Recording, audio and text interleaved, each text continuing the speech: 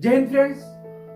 आज फिर हम एक बड़े ही गहरे विषय पर चर्चा करने वाले हैं और डायरेक्ट मुद्दे पे आए तो आपके लिए एक बड़ी इंटरेस्टिंग स्टोरी लेके आऊं और इसी स्टोरी के माध्यम से, इस कहानी के माध्यम से आप लोगों को 4 बातें सीखने को मिलेगी। अब वो 4 बातें आप क्या सीखते हो इस तरीके से कि एक बार एक राज्य में एक राजा था और राजा के पास एक सुंदर वाटिका थी। उसके अंदर उसकी रेख देख के लिए एक माली रखा गया और उस वाटिका में होता कि एक अंगूर की बेल लगी हुई थी। उसके ऊपर एक चिड़िया रोज आए और जो मीठे मीठे अंगूर थे उनको तो वो खा जाती और जो खट्टे खराब अंगूर थे उनको वो नीचे गिरा जाती। तो उससे वो माली बड़ा परेशान होकर और राजा के पास ये शिकायत लेके जाता है। अब राजा जाता है, राजा देखता है कि वास्तव में ये चल रहा है तो राजा सोचता है कि इस चिड़िया को मार दिया जाए कैसे भी पकड़ के। अब राजा उसको पकड़ता है।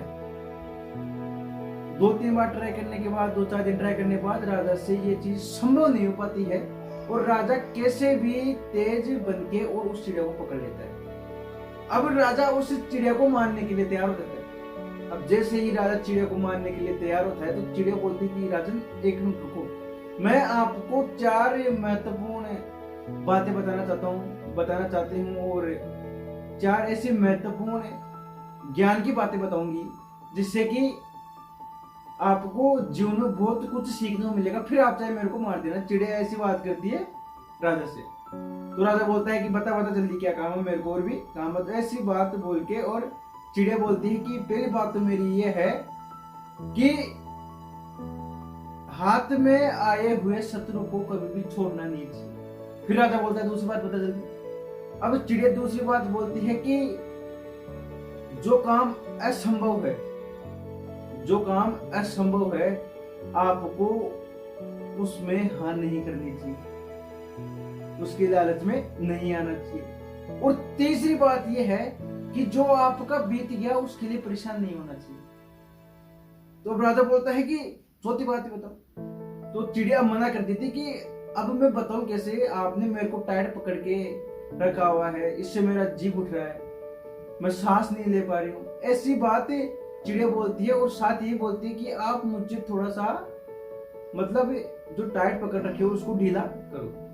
तो ऐसे बात सुन के और राजा उस चिड़िया को जैसे ही थोड़ा हल्का करता है और चिड़िया उड़ जाती है और जाकर एक डाल पे बैठ जाती है। सुनो बात को, और आपके जीवन में ये बड़ा इंटरेस्टेड है। देखो मैं बताऊं, आपके जीवन को बदल देगी ये स्टोरी। अब जैसे ही चिड़िया उड़ के और डाल के ऊपर बैठती है तो चिड़िया साथ ही राजा को एक बात और बोलती है कि मेरे पेट के अंदर 2 हीरे हैं। अब ऐसी बात बोलते ही राजा और भी गहरे चिंतन में चला जाता है। अब जैसे ही गहरे चिंतन में जाता है, अब बात आती है इसी कहानी के माध्यम से आपको सीखने को क्या मिलता है। देखो सुनना बात कि अब चिड़िया बात राजा को भी बोलते जा रही है और आप लोगों को इस वीडियो के माध्यम से संदेश मिल रहा है, वो भी आप सुनते जाओ क्या मिल रहा है। कि पहली बात तो चिड़िया ने बोली थी कि हाथ में आए शत्रु को नहीं छोड़ना चाहिए। जो राजा ने सबसे बड़ी गलती करी कि चिड़िया को हाथ में लेने के बाद भी उसको छोड़ दिया, उस पर विश्वास कर लिया। दूसरी बात, उन्होंने विश्वास करा कौन सी बात पे, जो असंभव बात थी, और वो असंभव बात चिड़िया ने बोली थी राजा को कि मेरे पेट में 2 हीरे हैं। राजा ने ये बात चिड़िया की मान ली जो काल्पनिक थी, बिल्कुल सही बात। और तीसरी जो बात बीत गई उस पे मतलब उसके बारे में ज्यादा नहीं सोचना, उसको सोच के ज्यादा दुखी नहीं होना, ये बात भी राजा ने करी। ये बात भी राजा ने करी कि राजा ने इस तरीके से करी बात को कि राजा कितना दुखी हुआ ये सोच के कि मैंने चिड़िया को छोड़ दिया, उसके पेट में 2 हीरे होते।